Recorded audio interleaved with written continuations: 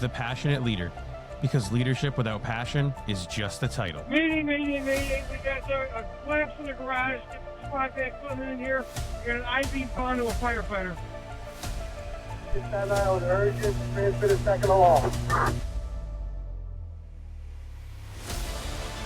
This is where titles end and leadership begins.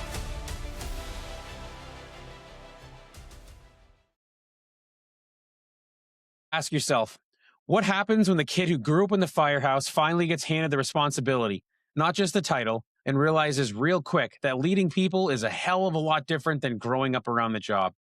Scott Hoke is 32, a fire apparatus operator paramedic out of Douglas County Fire EMS, a husband, a dad of two, and someone who didn't just choose the job, he was raised in it. But getting thrown into an acting officer role, running an engine while overseeing an ambulance and a QRV crew forced a shift fast. He learned something a lot of people miss for years. You can't lead people by telling them what to do. You lead them by understanding them. Different personalities, different reactions, different pressures.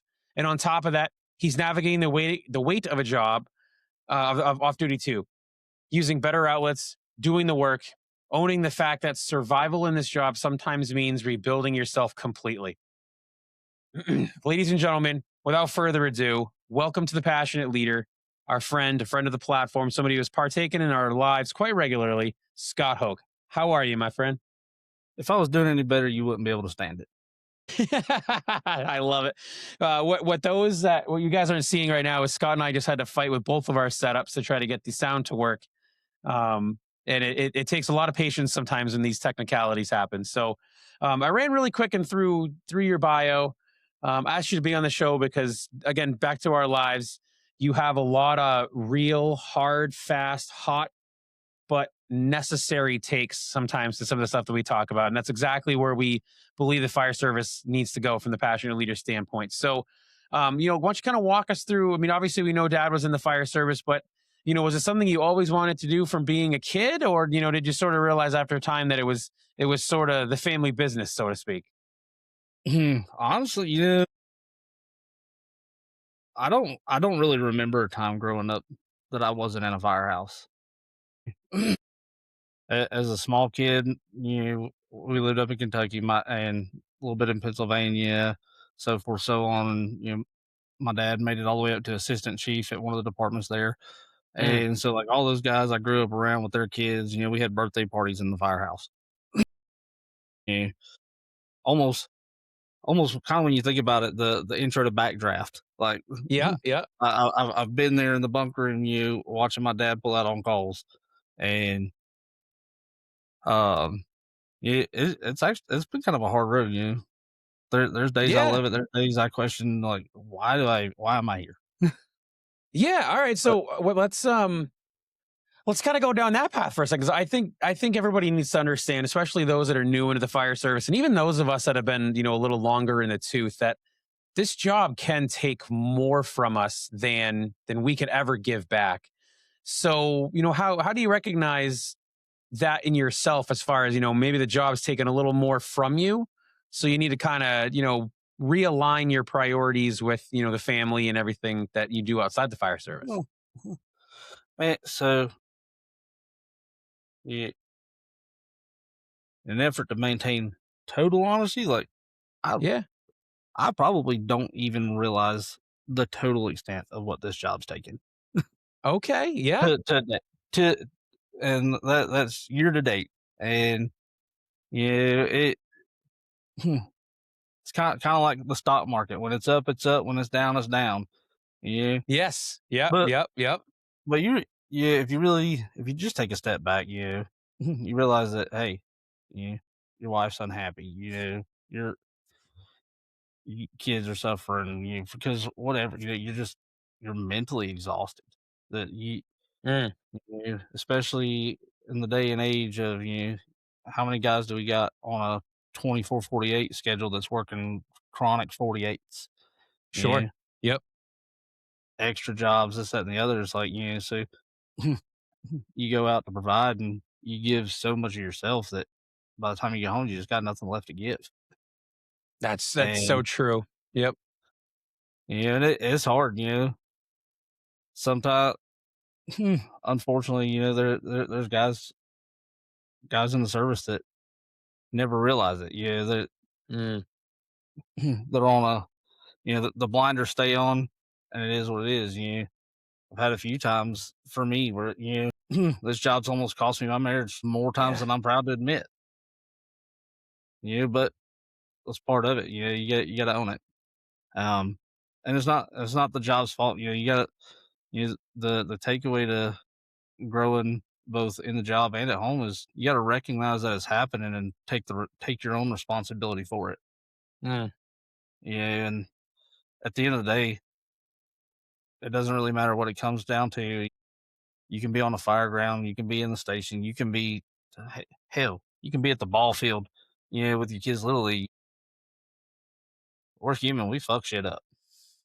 yes. And if you can't own it, you can't grow from it. Um, where did you get that mentality? Because that is a mentality that a lot of people don't have.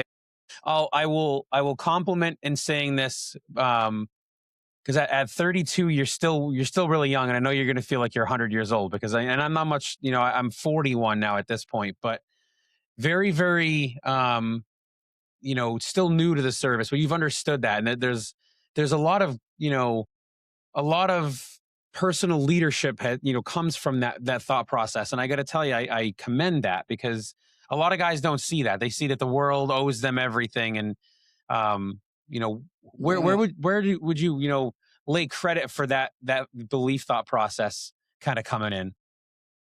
So, I feel like that's a multi-part answer because Sure. I grew up being taught that. My grandpa, you know, rest his soul. I've always said if I ever became even a crumb of the man that he was, Uh, I'd be unstoppable. yep. Because he just they don't even make pedestals that high to put him on.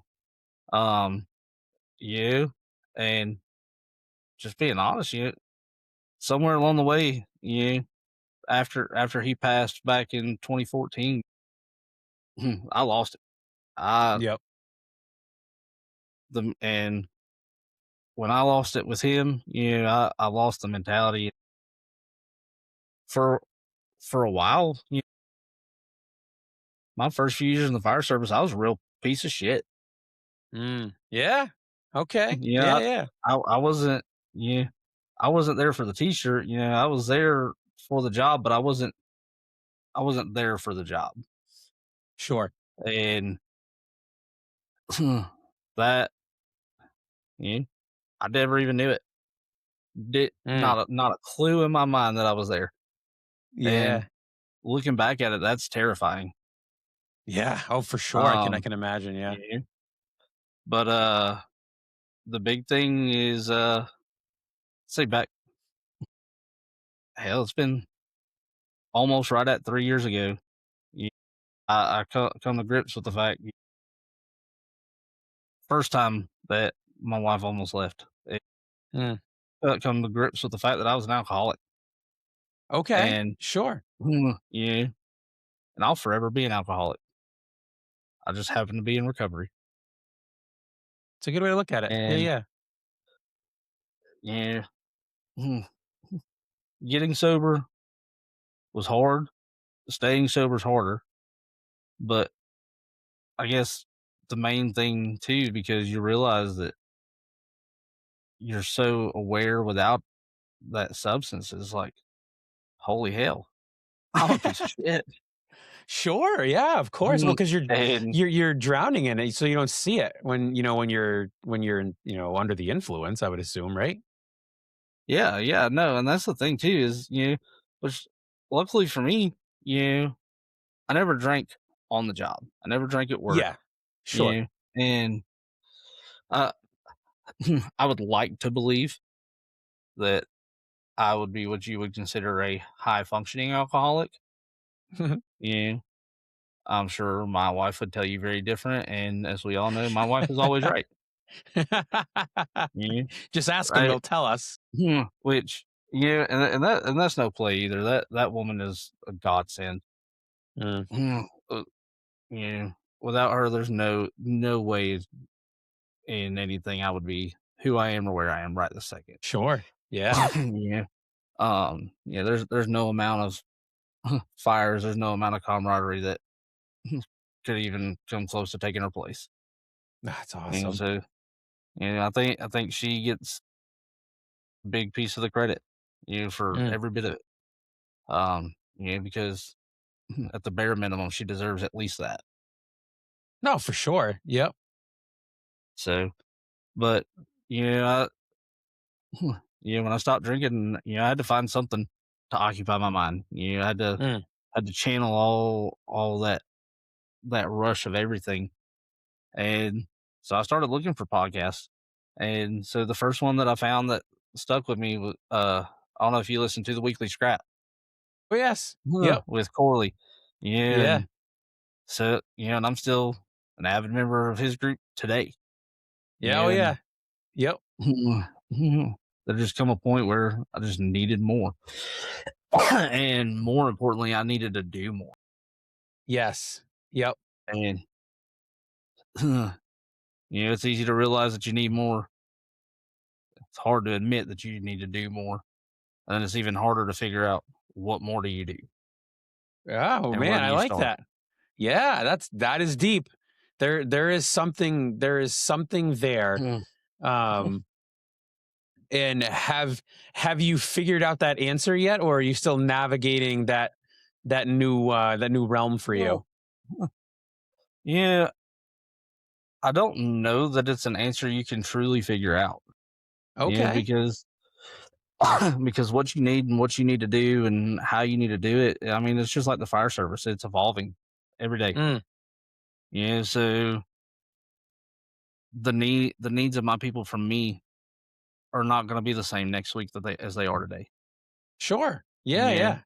yeah. The needs of the citizens from us next week and next year are going to be way different than they are yesterday.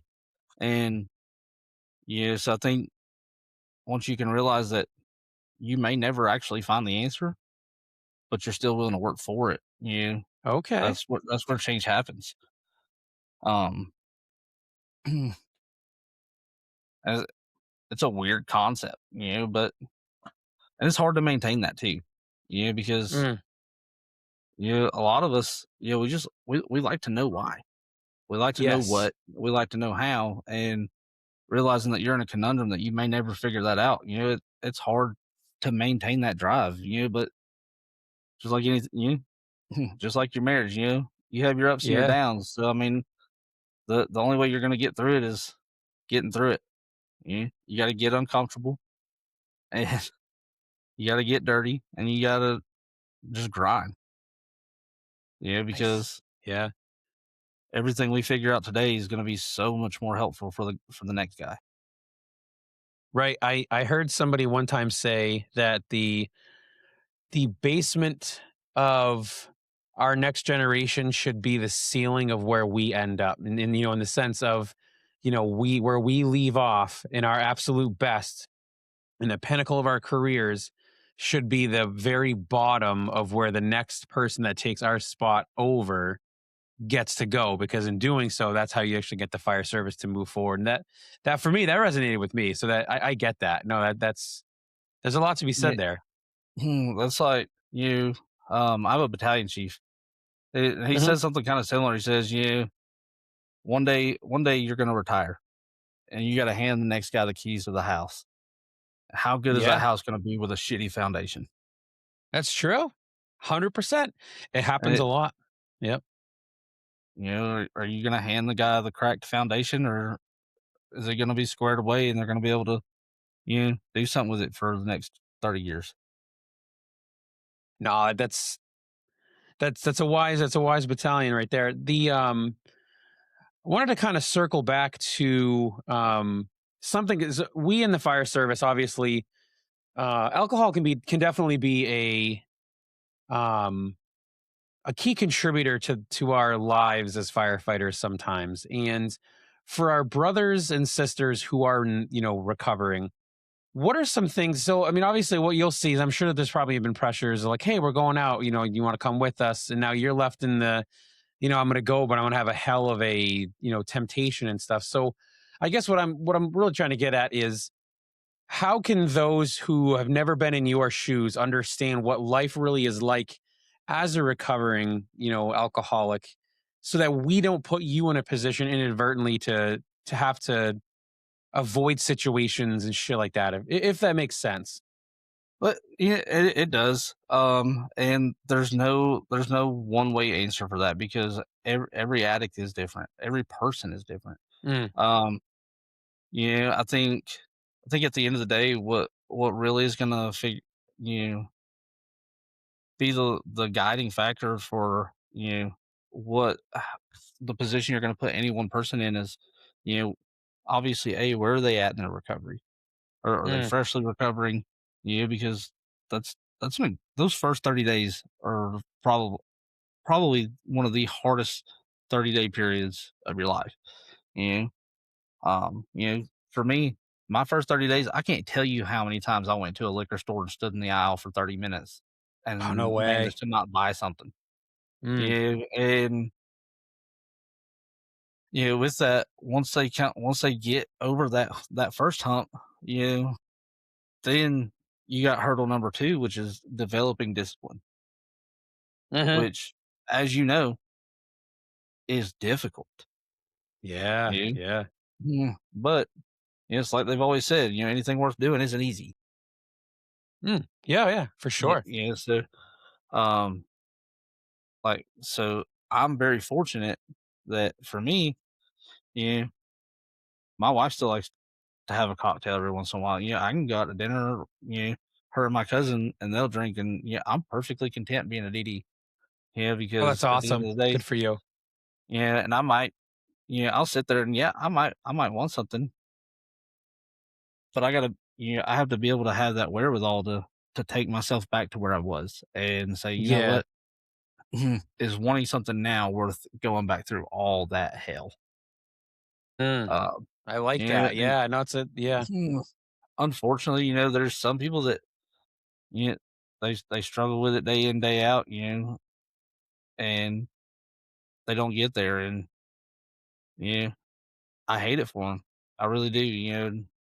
Sometimes you really wish there was more that you could do to help them, but Mm, it's all it's one of those things. We of recent years, as a service, we've put a lot more effort into being more mental health aware and addiction aware. The EAPs, all that and stuff. But and that's all great.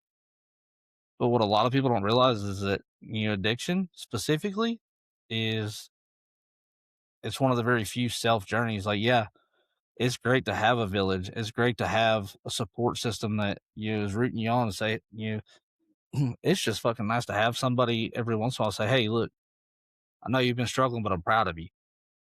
yeah, yeah, yeah. And that's a big thing. But as an addict myself, like there's nothing that you can do to keep me sober. Only I can keep me sober. Um, Okay, sure. and so it's one of the very few self journeys.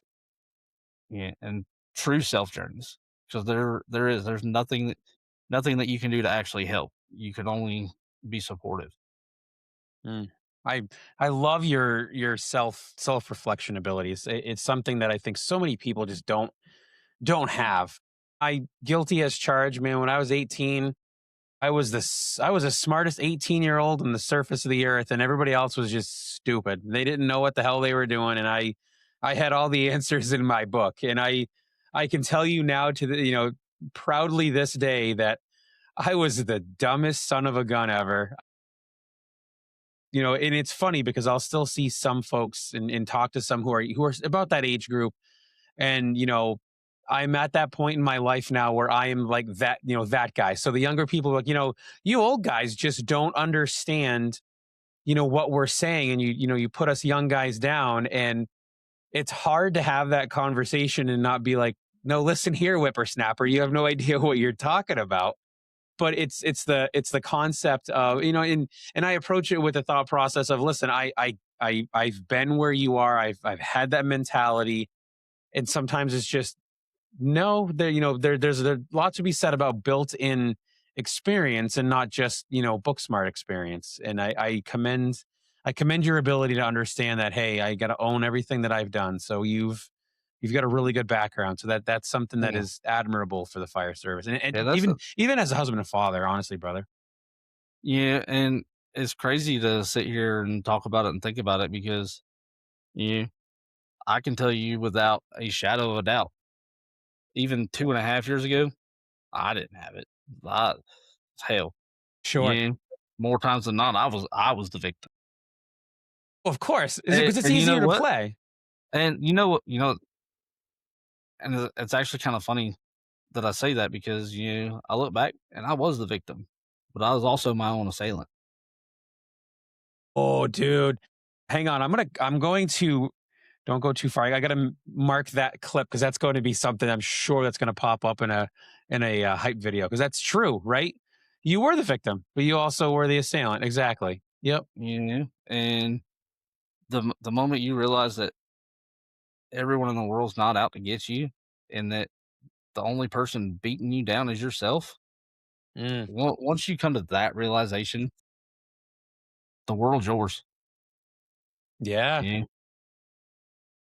How much belief do you put in the, I'm going to butcher the phrase, I've heard it from so many different people, but that we are 100% in control of our own destiny and happiness. How much of that do you buy into that thought process? So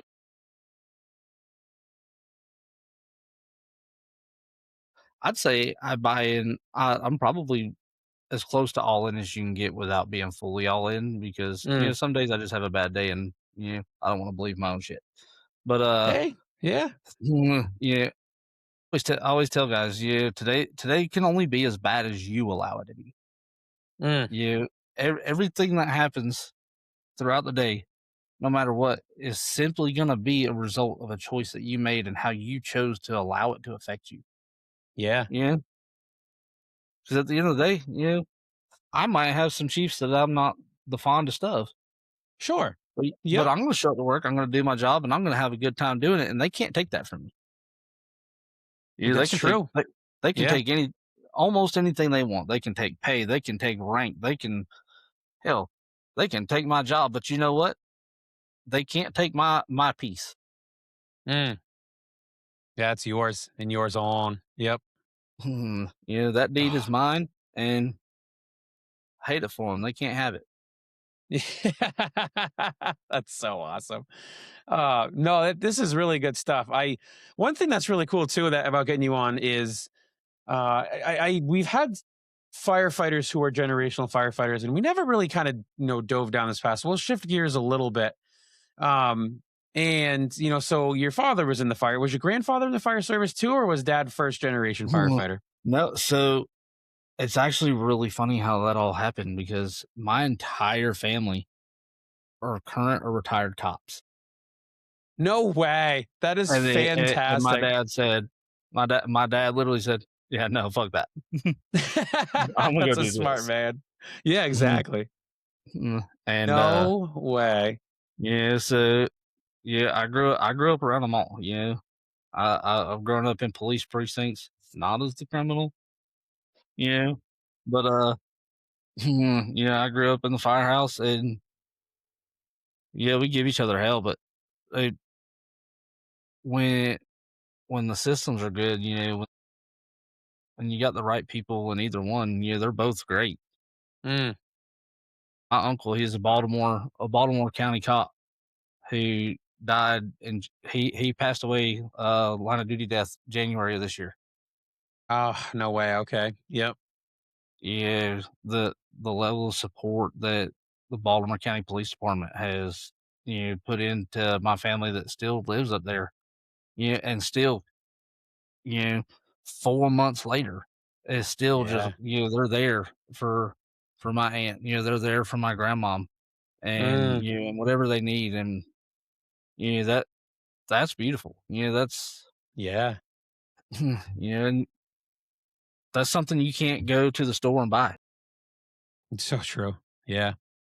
You can't teach it. That's something that's traditionally just ingrained. Right. Oh And yeah. Yep. the sad thing is the service today, it's going away, and the few of us that know that side of you know, everything, it's up to us to keep it alive. Yeah. That all right. So how do you think we can do that? I guess that's let's be honest. I mean, the Mhm. name of this passion, or the platform rather, the passionate leader, right? So um, there are a lot of leadership platforms out there, but we still seem to have that problem and the culture problem. Where where do you think a lot of things we're missing the mark that can kind of make sure that we have those traditions and the camaraderie that to do what your family was a beneficiary of the beginning of the year with that. So like what are some ways that you think might actually help keep that alive and maybe even improve upon it? Mm. Of all the questions you could ask, I think that might be the easiest question of them all. It, Okay, it, it's, all si- right. it's simple. Talk to your people. Quit talking at them. Talk to them. You know, just people are so in, inherently likely to buy into shit when they Yep. feel cared about. Mm, When you that's good feel stuff. valuable, Yeah. when you feel valued, you want to be part of that value. So just talk to people, treat people like people. Just be a person. Yeah. It's that simple. Okay. Look at that. And I don't think you're wrong at all. I believe that sometimes a lot of leaders feel they need to talk down to people, or I'm not sure if you've had to experience it, but one of my biggest pet peeves in the fire service is we're going to try to shame you to engage more in the fire service. It happens a lot more in the volunteer side, but the proverbial guys, you showed up to help and nobody showed up for the call. And, lo and behold, more than half of your department, showed up to go to the call. And it's just like the other half was either they're working, they had sick children or a spouse, they were sick themselves, or, whatever the case is. And it's just, back in the day, that was the way to get people to show up. You'd shame them into feeling, guilty for not giving every ounce of their time and every second of their lives to the agency. And I think nowadays people are just we're pulled in every single direction. And I think sometimes, and again, it goes back to just talking to people, just having that conversation. No, you're on it, dude. And that's the thing is, the guilt trippers. Everybody loves to talk about how the fire service is such a paramilitary organization. No, the fuck we're not. Mm, We're really not. We try to be, but we're not. Recruit school is probably the most paramilitary side of it at all. And the only concept that is valuable, even in the slightest, I say they try to break you down so that way they can build you up fresh. And even mm, then, like we've got an entirely new training cadre, and you the guys that we've got over our fire school, right now, I I love those guys to death. I would take a whole drum of bullets for them. There's yeah, yeah, nothing. yep, And the big thing is they believe in the beat you down and build you up, but not. There's a difference between beating people down to their rawest form and building them up, but yeah, you know you can do that without belittling people. mm, Yeah, the day of the new guy coming in and, hey, you're trash until I say you're not. That's over. That shit don't yeah, work. Because look at it. The guys that come up that way that were trash until somebody with a plunger on their collar said that they're not. Those are some of your biggest shitbags today. yeah. Where do you think that concept came from, as far as the tear everybody like down to the very bare bones basic level human, and then try to build them back? I get the militaristic thought process, but where the hell in the fire service do you think that actually came to be a belief that was actually a feasible way to make it happen? Yeah, I don't know. I I don't have an answer for that one. I gotcha. Finally, I've been fishing for an answer. But I think I think when you look back just through history, even outside of the fire service, you go back like the World Wars. If you've Mm, ever watched the 10-part series, The Band of Brothers, and the follow up, I think it's like 6 or 8 part series, of the Pacific about the European uh theater and all that, and the Japanese theater for the World Wars and stuff. mm, That's how they got these kids ready to fight you because these kids are on the street one day, they're living their life, and now we're expecting them, to potentially die. And I got to teach them how to right. think while they're, you know, on a one-way trip to a forever box. Yeah. So Right. when you break down all those wires they've already situated, all those connections, and then rebuild it, you it's no different than tearing down a crappy road and building a new roadway that's just goes exactly where you want it to go. Yeah, and maybe that's where the philosophy comes. But yeah, these kids today that are coming in, they're not like that. Yeah, Yeah. the days of you know you're going to do this because I told you to do this, and that's going to be the end of it. That's done.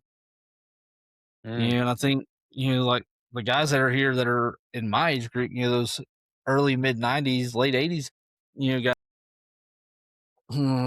we're sitting in such a beautiful spot to yes. make such a change because we grew up with the best of both worlds.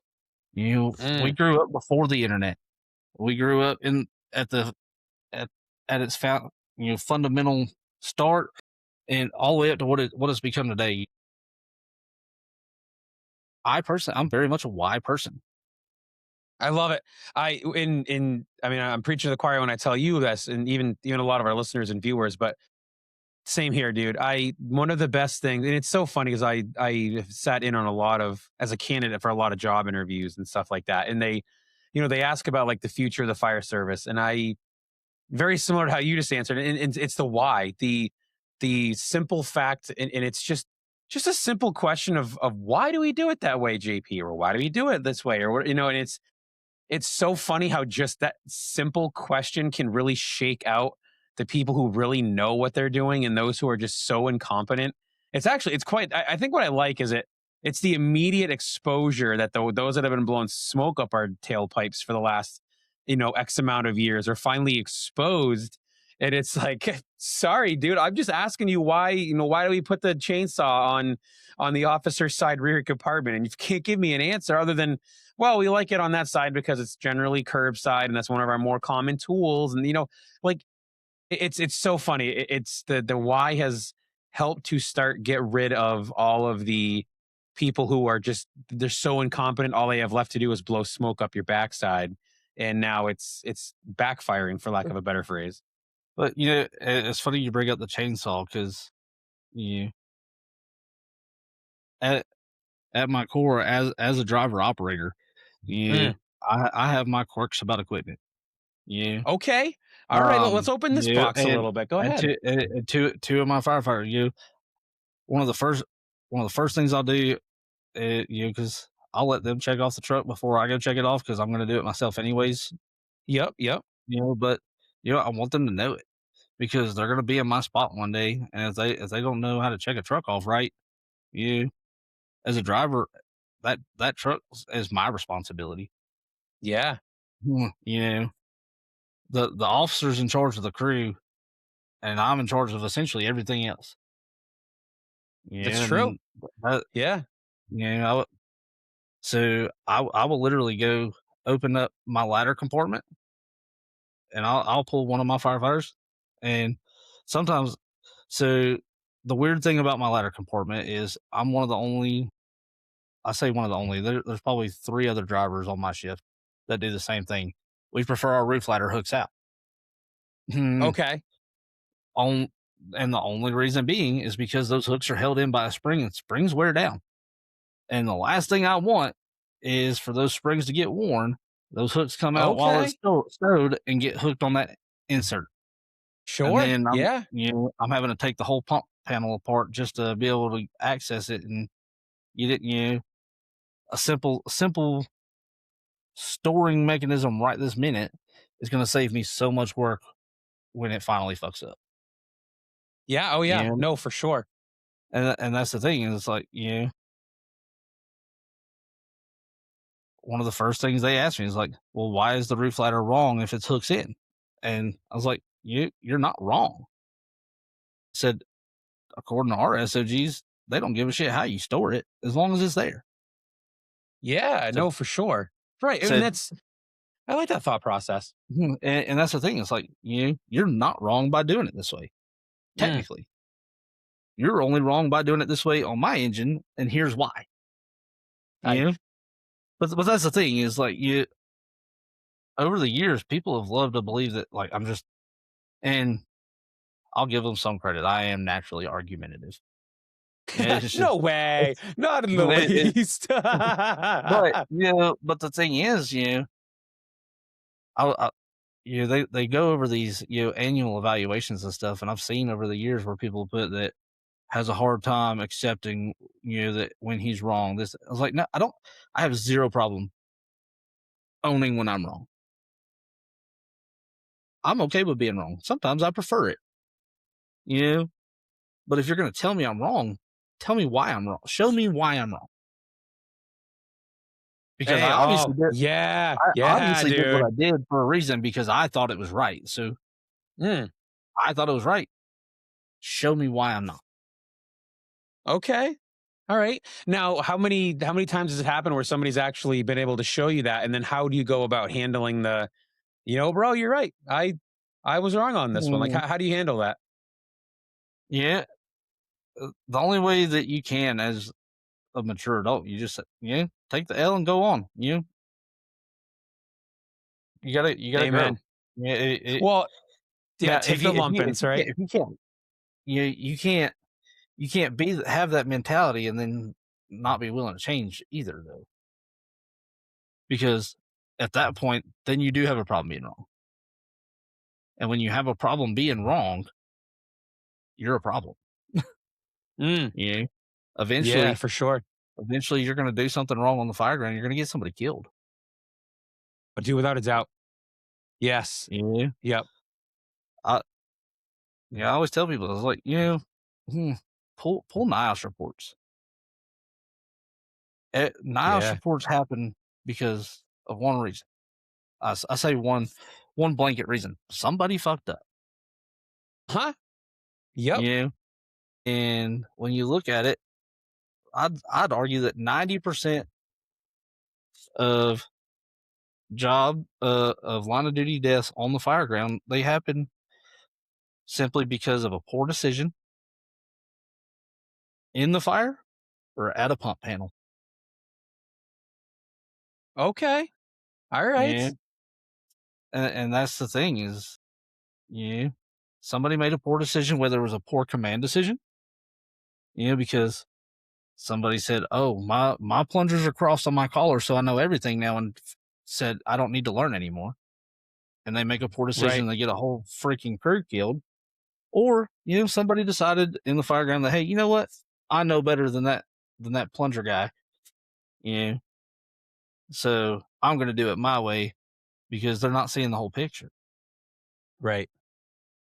And so they go on, they freelance, and they get themselves killed. They get their crew killed, and that that thus comes Yeah. the policy heavy admin. Yeah. Yep. Oh yeah. Right. Because if it was preventable, then we need to make sure that we try to prevent everything else in the future. And now, before you know it, you have policies for policies. 100%. You're not like our SOG. We literally have a policy for policy development. That's fantastic. It'd be one thing if it was just an outline that lived in like Microsoft Word on the computer, but that's great. Well, Thou shalt write the policy like this. Oh my but word. it goes through who can write policies, how they need to be wrote, why they need to be written, you know, and Yeah, yeah. we've got a policy for developing interim directives, Mhm. for issuing memos. Yeah, I mean, Jeez, yeah. mm, so, somebody That's somewhere they put their oh, their yeah. their nighttime college writing class to work, and kudos to them. Yeah, but, like, why does everybody else have to suffer because of it, for God's sakes? No, I feel you. Um, dude, I love your thought process as far as, we'll go back a little bit to the hooks on the and so for being up here in New England, all of our ladders, at least on our new trucks, and actually, all of them now at this point, they are internal, like, what do we wanna call it, like, through tank storage for all of our ladders, so generally, they're not as exposed, but I can tell you back in the day when they were externally mounted, we have a lot of road salt and grime and dirt that just jam those. It'd be bad sometimes. So honestly, taking the proactive approach and just being like, hey man, if these things are going to fail, let's let them fail in a position of operability and not, you know, lack of operability. So um Well, that's and it's a that's the great thing idea, is, honestly. you know, you got to. So one of our reserve apparatuses doesn't have an internal ladder storage; it's got a ladder rack, Mm, yep. and I Yep. store my ladders differently there. We've got plenty of people they love to, because the way it was designed originally is roof ladder with your 24-foot extension right on top of it, Yes. Yep. or but the way that the hooks ultimately get adjusted, it fits the best when you got 24 foot with your roof ladder on top, and it holds Mm, great, holds tight. But I don't like that. I like my 24 foot to be the first ladder I grab off, because I'm not throwing my fucking roof ladder. I'm throwing my extension ladder. yeah. As soon I as don't you want to said have to that, take yep. it off. I don't want to take it off, set it down, and then grab a ladder to go through it. Like, you know what? Yep. Let me grab Yep. it, go throw it, and then grab this one. That, my Yeah. friend, is what we used to do with our last engine too, and it was always the roof ladder was the first one, sorry, the last one on, first one off. And dude, you need the ground ladder before you even need the roof ladder anyways. So why not? Amen. I love But that thought and that's the process. thing is, it doesn't matter how you set up your engine, how you set up your truck company or your squad or whatever. You know, as long as you approach it from making sure everything's in a work ready position. Mm, yeah. My my chainsaw, and that this is when you brought up the chainsaw, that's what made me think of it. Yeah, Sure. Yeah. I specifically, my chainsaw's already pre-choked with my compression chamber already decompressed, because I Mm, want to be able to grab that saw off, pull my chain guard off, pull my cord, and go to work. I don't have done. to Yep. decompress it, choke. And it's not like it takes time. That's three. It's like 3 extra seconds to do, Mm, but by storing it that way, that's 3 seconds that I've saved to put towards something else. sure. Yep. You know, that's 3 seconds that we made it to a victim and got them out faster. Mm, And I've been in my share of shit.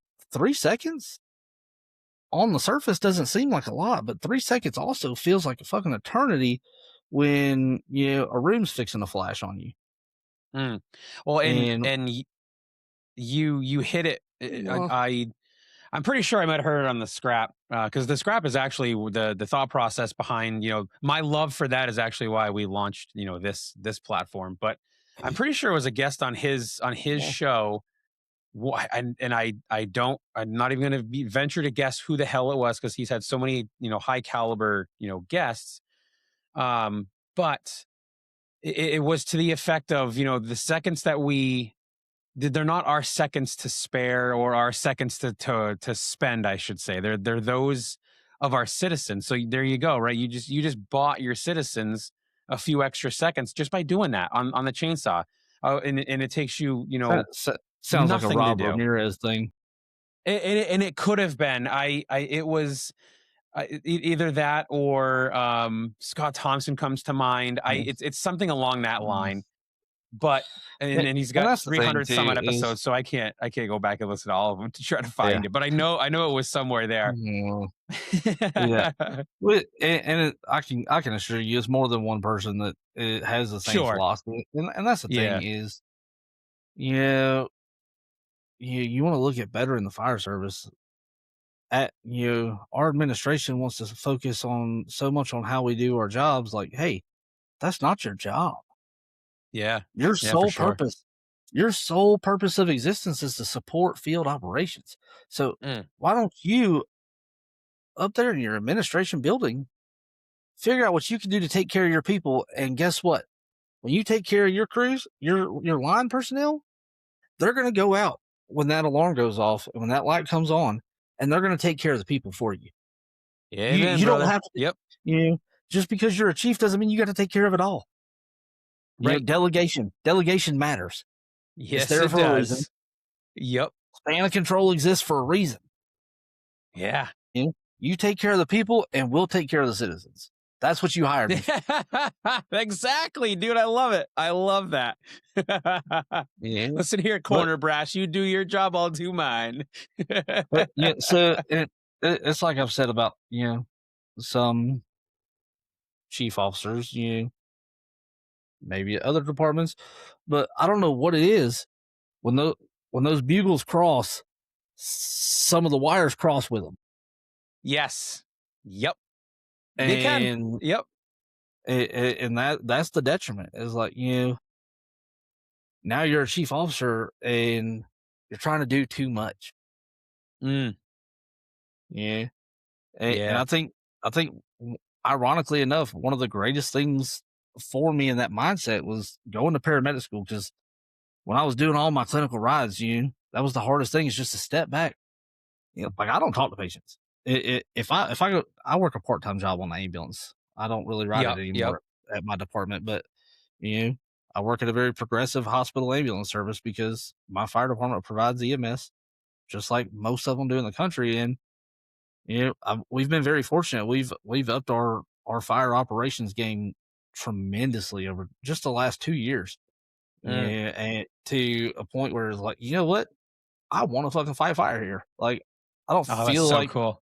I don't feel like Cobb County is sitting right here, on the patio looking at us like we're idiots. And that's a Yeah, that's great great, feeling. dude. Yeah, but Yeah. our EMS, That's our huge. EMS sucks. And Yeah. I'm a firm believer, if you're gonna provide the service, be great at it or be gone. Mm.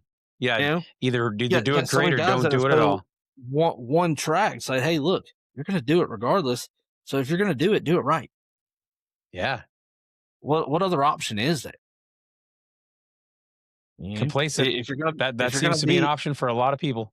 and that's the thing, if you're gonna have a citizen first mindset, be citizen first all the time, not just when it suits what you think is fun. Mm. Yeah. Yeah. No, for sure. Have the mindset even when it sucks. That's so true. Dude, I love it. Jesus, dude. It's been a real so I haven't even touched the freaking questions that I even wanted to hit so far. So one of the things I alluded to it earlier, but then man, we just like a couple of Dobermans going after a rabid rabbit. We ran down a hole. So let's back to the generational stuff. So touched it rather a little bit earlier.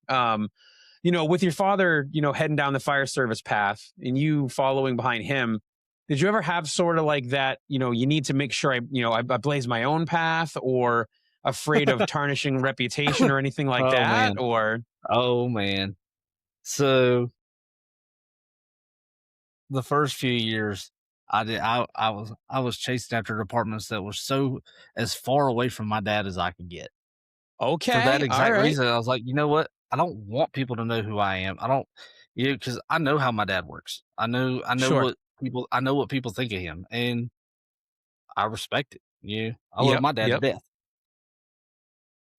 You,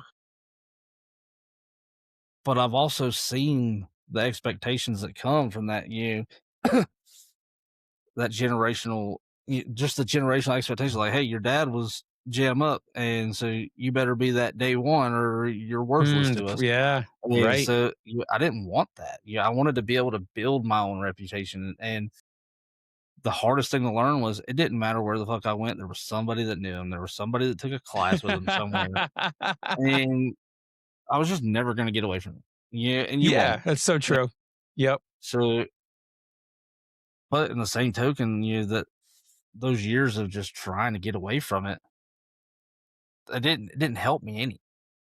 Yeah, for If sure. anything, it Yep. hindered me because I was so focused on breaking free from you and going my own path that I didn't realize I was too blinded to see the opportunities in front of me. Mm, And so it sets you back a few true. years. But that's a lesson. Yeah.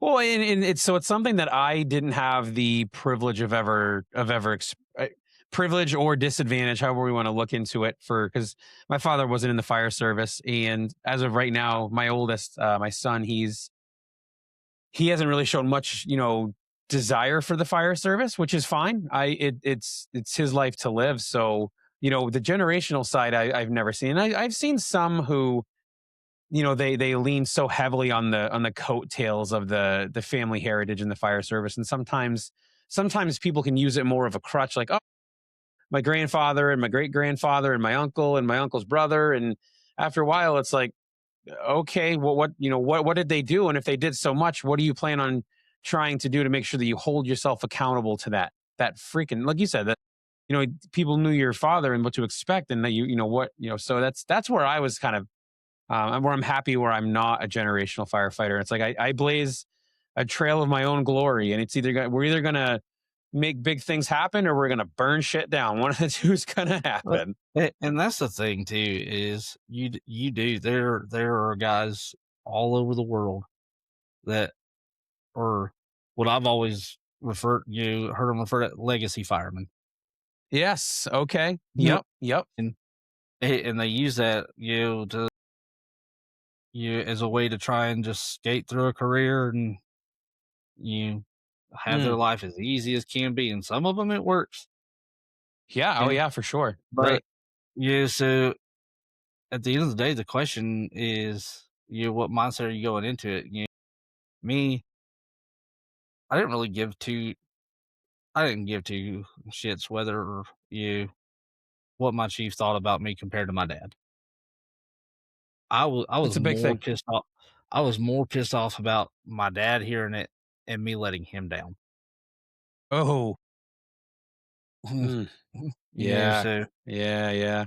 Yeah. so it's one of those things you could take advantage of the legacy, and completely just tear it down to nothing, Mm. or you can take it for what it is, identify the value in it, and build it even bigger. Yeah. Yeah. That's true. That's a. I mean, that's a real deep thing. Now, was your father retired from the service, or is he still active? Oh, he's Oh, so he's actually a captain at a department a couple counties north of okay. where I work. Gotcha. Um, Okay. Yep. yeah, I always tell people that because a couple years ago he went to paramedic school. I said, and so I finally had that leg up on him because I went to paramedic school before he did. So I said, "But it's okay. You just wanted to be like me. I get it. I'd want to be like me too." That's awesome. So now I got that in my pocket, and so that's actually really fun. Oh, Yeah, that's but so cool. Yeah, hey. yeah, Sometimes the teacher becomes the student, right? hey, Oh, see that's one, do good. one, teach one, Yeah. and then learn it So all over another again. thing, one of the cool things that and this all revolves around, how humble you really honestly are, and open and honest. Um, was, we kind of talk about how you got thrown into the acting officer role, running a lot of pieces and crews. What was that proverbial, oh shit moment when you realized, this was different than anything you've ever done before? Yeah, so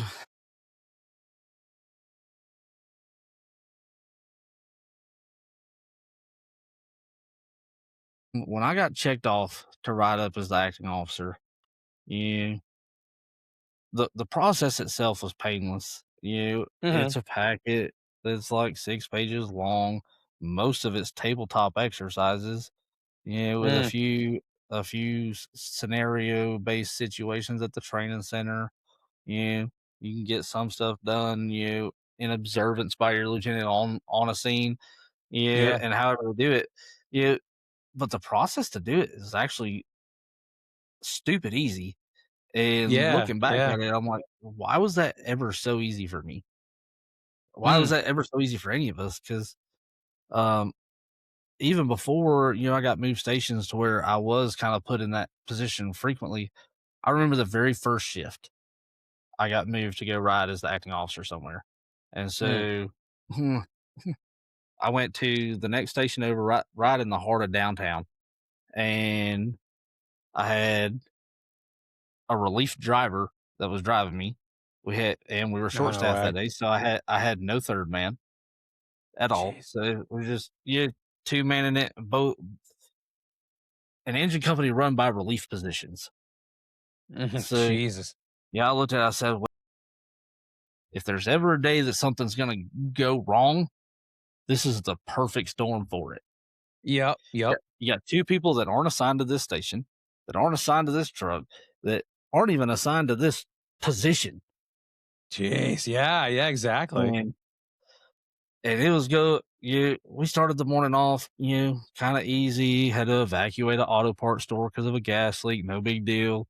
Mm. It was like two whole people, and but yeah, it's a run of the mill call. We run gas leaks all day, every day because Mm. somebody leaves the pilot, forgets to relight the pilot light, whatever. But we ran a patient assist, and mind you, this kid, his name's Michael Jeffcoats, and I love this kid to death. And if I ever promoted to lieutenant, that he's who I want to be my driver. Okay. Yep. Yep. um, but it's my first shift on the seat, and he's been relief driving for probably 6 months at the time, so he wasn't day one into it either, because Yeah. Sure. that would have just made it so much worse. But we ran a patient assist, and no big deal. We'll get this guy back up into his bed. No, and we're going on like, hey, let's swing right over here. We'll go ahead and grab dinner while we're out. And a residential fire with possible entrapment bangs out. And I'm looking at the address. I said, son of a bitch, it's literally 3 streets over. No way. And it come in, house full of smoke, full, you know, room on the top floors on fire, this, that, and the other. My brother's completely disabled and bed bound, and he's stuck in the house, and we have no way to get him out. And I looked at Jeff Coates, and I was like, fuck me. Yeah. Yeah. Yeah. I remember the way that my stomach sank, and every Mm. bit of asphalt under our engine just went right on up. I could taste it. And I was sitting there, I was getting dressed, going down the road, and I'm trying to read the notes and keep up with it. And Mm. you know, at one point, they said, "Hey, we got an additional caller on." I said, "Oh shit, this might be legit." Fuck. Just Yeah. everything in the God notes damn just it. kept leaning more towards legitimacy, and I'm like, and we were gonna be first there, Yep. and we were gonna Yep. be so first there that we were gonna be there by ourselves for probably a good 5 to 6 minutes, which in that moment is eternity. And Yeah. Yep. I don't have a firefighter with me, so I'm gonna have to split second decide whether we're even gonna pull a freaking line, or if we're going right into or if I'm gonna get my 360 done while he finishes getting dressed in the Sure. yard, so we Sure. can go in and make a grab. And I've got all these things running through my head, almost. And it's funny because after everything finally slowed down, I remember like the whole brief just you got that adrenaline dump followed by like that brief almost anxiety attack of like, what the fuck Sure. was this? Yeah. And Yeah. very fortunately, for these people, their house was not on fire. It was in Okay. fact full of smoke, but they had a lot of buildup on their heater cores, turned on the heat, it felt, and it was just running hot. Okay. Yep. But I remember, we only had like a 2-minute response time. And Jeez, in it's that 2 awesome. minutes, the amount of thoughts that ran through my head and the Mm. amount of, fear of just fucking it up Yep. Yep. was I I don't even know how to describe it. Like, and Sure. Sure. and I look him and I to this day, mind you, because that hell, even that was right at 2 years ago when I Mm. first got checked out, and we still look back to that to this day because I didn't realize I was doing it, and I apparently he was telling me about it. He's like, yeah, you're telling me that, hey, when we get here, you do this and this and this while I'm doing this, and he's like, I know. I already know what to do. And so, so it's one of those things like in the moment, I very easily turned into that micromanager and didn't even realize it. Sure. Yeah. And Yep. I was like, fear and micromanagement are two things that don't belong on a fire ground. Yeah. Oh, yeah. Not No, especially for not sure. together. And I'm like, so I was very fortunate that it was not what it seemed to be, but that was like, holy fuck, I don't know shit, and I need to learn what I need to do and how Yeah. Sure. it. And then you fast forward a little bit and realize that like I knew what to do the whole time. I just had to make myself believe that I could do it. Self confidence is something that even those who have it most of the times, I see it a lot in the fire service where people they second guess themselves for no other reason than they don't. It's just that little. It's like that last little, you know, notch in the belt. That's just like that's the last thing that makes everything work. And it happens. Yeah, It happens a lot. it does. It goes back. Probably one of my favorite battalion chiefs I've ever worked for. He always says you to all the guys that are coming up that are working on get moving into that relief officer position and even getting into that actual officer positions. The hardest decision is just to make a decision. Mm, So yes. at the end of the day, just you've gotten to this point obviously because you know how to do your job well enough Yeah. to Exactly. some level of metric. So make a decision and just stick by it. Yeah. Oh yeah. For And sure, guess dude. what? If it was the wrong decision, own it, grow from it, and move on. And if as long as nobody got hurt or more damage was done to if the emergency is mitigated, that's how people make it happen.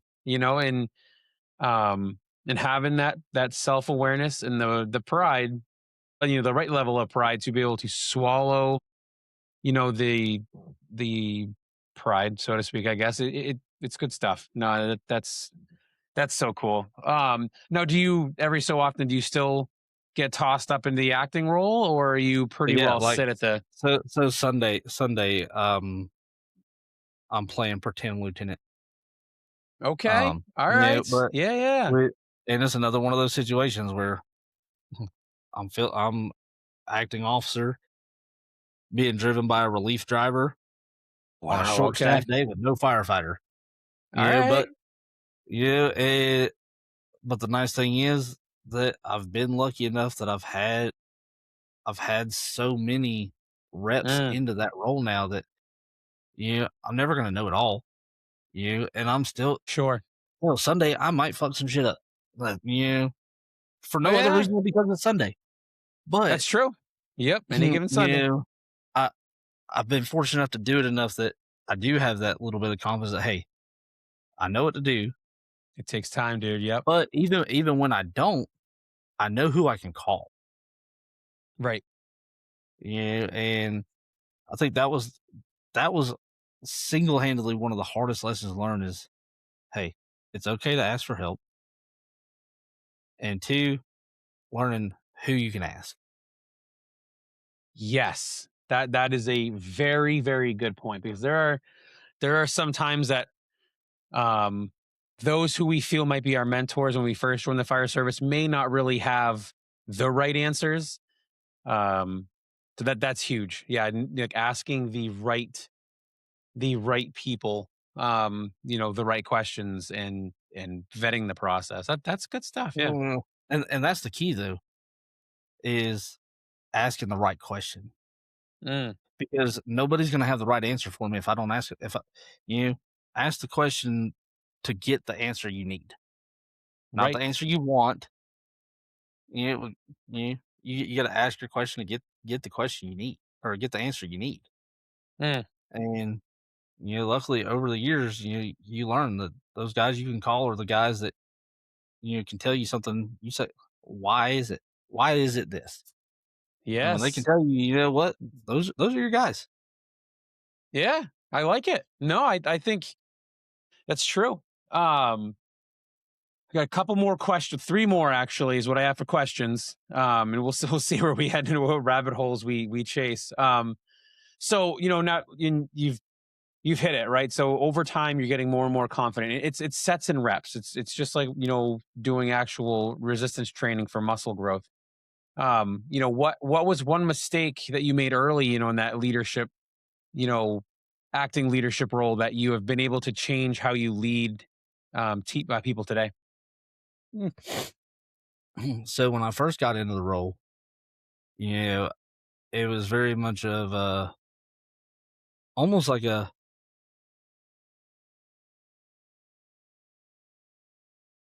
I was focused. I was too focused on what I needed my crew to do, Okay. and so and it's one of those situations that you know, my so I got moved to our East Side station, Station One, and we had a full house. We had an engine. So there's a truck company there, but our truck company has a captain, and essentially they don't fall into the station mix. They're just, or yeah, they're their own entity, even though they're in the same building.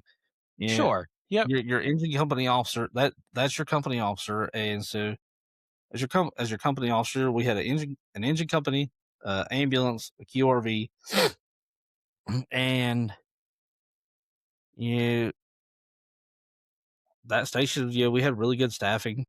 Um, My lieutenant at the time, yeah, just got into one of those stretches where she was out for all the time, between the annual vacation that her and her husband take, and then she got into you between taking care of dogs, having to be off for that, and all the classes that she was taking. Mm. I essentially filled in for as a lieutenant for almost, I'd say, probably a solid 6 months consecutive Oh, on yeah. Yeah. on the busiest engine in the county, Jeez. and Okay. and the most and where I was most fortunate is it's the most diverse zone. You know, you Mm. get the best. You get the variety of EMS calls. You get the variety of fire calls. It just everything. There's almost no. There's a lot of commercial, industrial, hazmat. I mean, and we got the rail yard. So a lot of that stuff too that Yeah. people Yep. don't think about. And my se- my senior guy and the other driver that was at that station, who's the truck driver, just come to me and say, "Hey, I know Mm. you're new to the position. That's cool. Yeah. Yeah, Yeah. we're here to learn with you and help you learn." And It's which good shit. Yeah. was a super big thing. That senior guy was Michael Jeffcoats, the same guy on my very first shift as the officer. And we've grown so close, and now we're at different stations, but adjacent stations nonetheless. And we still call and talk to each other and just brainstorm things all the time. But he said, "Look, you're coming in, you're telling us what you need us to do, but we know what we need to do." Yeah. Right. So why waste And the that, time to that, that tell was us? that was that was a really hard concept to grasp. Mm. And Yes. I was like, "Well, how do you know what you need to do if I haven't told you what I need you to do?" And then I took go back to like when I'm driving, I was like, when I'm not in this position, I know exactly what I need to do every morning, Hmm. how I need to do it. Yeah, I show up, and my job is to make my officer's life that much easier. Yep. Yep. And so it's one of those things. I said, all right, I had to make a whole flip, and it was really crazy because I didn't realize how much we as a crew were underperforming Mm. until I made the flip of realizing, hey, you know what? What do you need for me to do? What do you need from me, and how can I make your job easier? Oh, yeah. Yeah. Yeah. It and once that flip got made, and I mean, it was it wasn't an overnight thing. Nothing is. Sure. Yeah. I'd say probably a good 2 months in is when you after some of those changes are taking place, and you really just kind of start sitting back and looking, realizes like, holy shit, I didn't realize how bad we were doing until Mm. I realized how great you're doing now. Yes. Of course. Right. Right. And and that's eye opening. And it's a game changer. Those Yeah. firefighters that are at that station that are now assigned to different stations, like you, the officers at those stations, they want those guys Mm. Right. because you. I had a senior firefighter that had the balls enough to come over to me one day and say, "Hey, look, I know you're doing your best and you're trying to find your way, but we know what to do." Whew. And just Eye completely, opening, huh? Woo. I was like, "Yeah." It doesn't sound like a hard concept until you're sitting there living it. You're like, well, fuck, what do I do now? Right. And so I was like, well, you know what? They know what I need them to do. I don't have a clue what they need me to do. Why don't I go find out? Mm. Yeah. So, and we did. We made a big thing where every night we ate dinner together. Yeah. Some nights it was later than others. Yeah. And we played cards.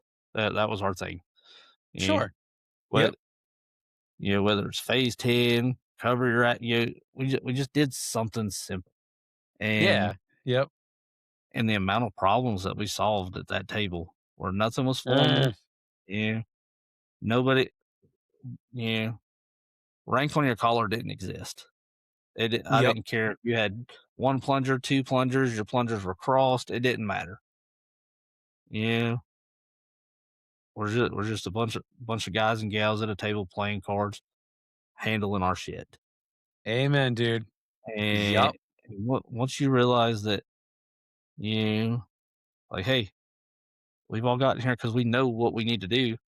It's like, all right, well, I don't need to tell you what to do.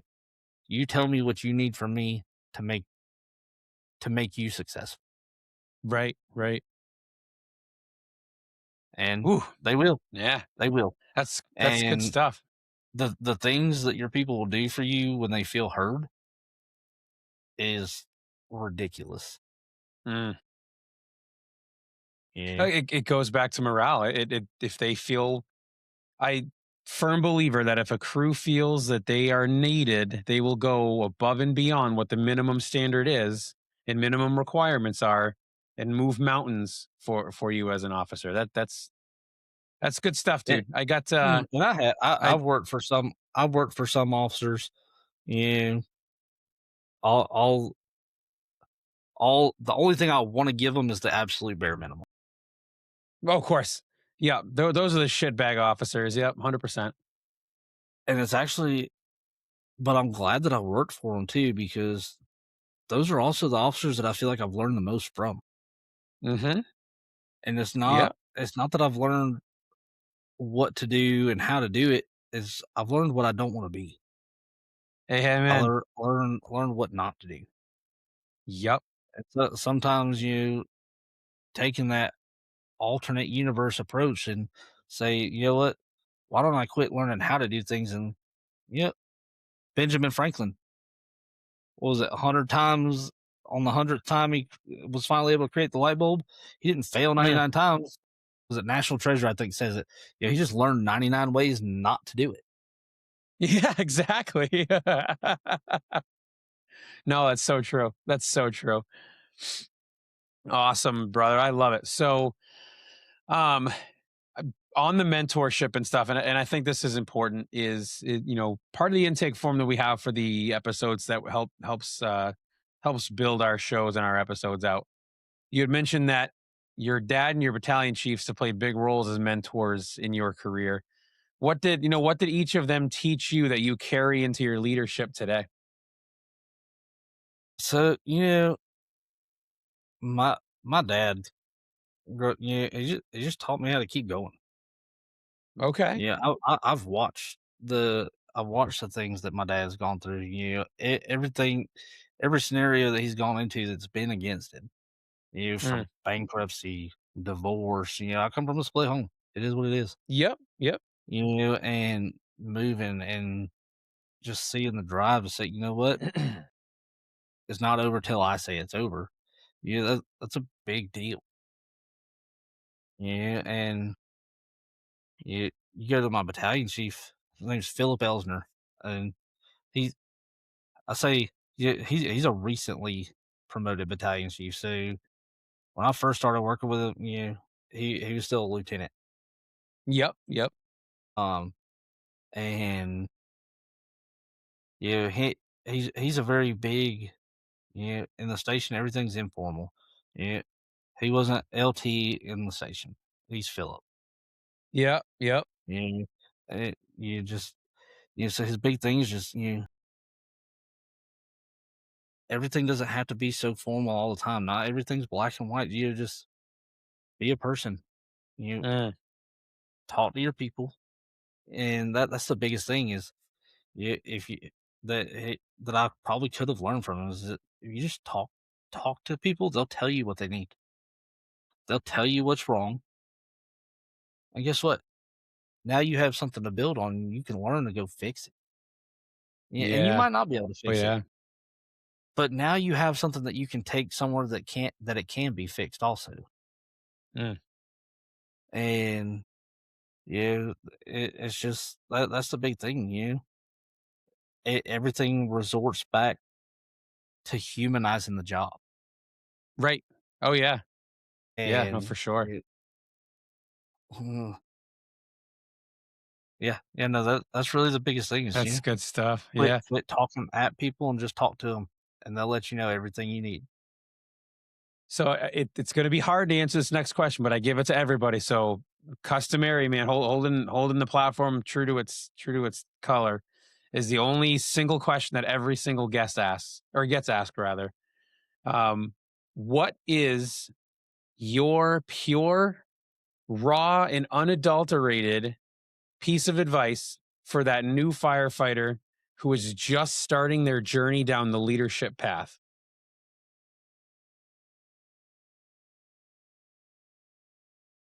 Mm, I think the biggest thing that I would tell anybody is honestly, the sooner you realize that this world doesn't owe you shit, the sooner everything's gonna fall into place for you. Yeah, when I'm riding up as acting officer, my guys don't owe me anything, but I owe it all to them. Yeah. Yep. Because I'm a very small piece to a big ass puzzle, Yep. and if you can't get behind that mindset, well, guess what? I-20 runs east to west. You can pick a direction and fucking hit it. You know? I don't know what else to tell you. I mean, and that's the thing is, the world doesn't owe you anything. The Right. the world doesn't care about how you feel because, and that's important. Mm. I think people get so focused on feelings. Guess what? The fire doesn't give two shits how you feel. It doesn't Right. care Right. it's not going to ask, hey, if I flash over right now, are you going to be offended? No, it's just going to fucking do it and it's going to kill you. So, take those feelings and put them where they belong in the fucking trash can Mm. and just figure out how to take care of people and do your job. That's all it takes. I love it. I love it, dude. Awesome, my man. Well, listen, I thank you so much for what has been an extremely quick hour. These conversations are always so fun to have. First, again, thank you. Well, before I really go too far, thank you so much for your patience with trying to figure out the IT glitch that we had.